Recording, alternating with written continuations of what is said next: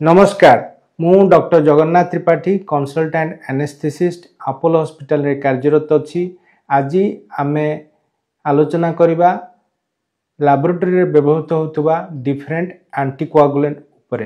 Anticoagulant होची एक रासायन पदार्थ जहाँ रक्त को जमाट बांधिबा को दिए नै एवं रक्त को पतला रखे। Different anticoagulant generally clotting factor को प्रिवेंट करे, ब्लड थिबा क्लॉटिंग फैक्टर को प्रिवेंट करे।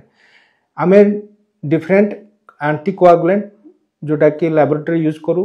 प्रथमटी होची ईडीटीए जहाँ आमर सीबीसी एवं ब्लड रो पेरिफेरल स्मीयर टेस्ट करिवारे हेल्प करे।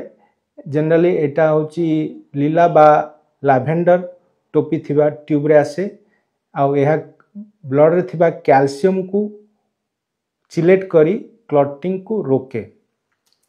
नेक्स्ट हला आमर सोडियम साइट्रेट जहाँ कि आमर ब्लड रे जो डिफरेंट टेस्ट अच्छी जमीन कि एपीटीटी पीटी भली टेस्ट करिवारे हेल्प करे।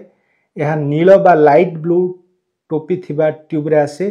जनरली यह कैल्शियम को बांधी करिकी क्लॉटिंग को रोकी दिए। नेक्स्ट हला हेपारिन जोटा कि आमर ब्लड गैस एनालिसिस बा एबीजी करिवारे हेल्प करे, प्लाज्मा परीक्षा करिवारे हेल्प करे।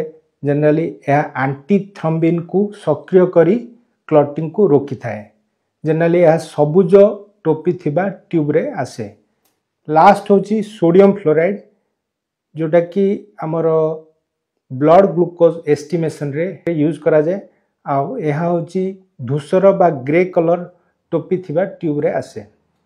यह कौन करे ना ब्लड जो ग्लाइकोलिसिस प्रोसेस थाए सेटा को रोकी दिए आउ ब्लड रो सुगर बा शर्करा मात्रा को कांस्टेंट रखे। एंटीकोआगुलेंट बाछिबारे सावधानता, सठिक ट्यूब व्यवहार करिबा, सैंपल एवं एंटीकोआगुलेंट रो सठिक अनुपात बजाय रखिबा, ट्यूब को ठीक भाबरे मिसाइबा।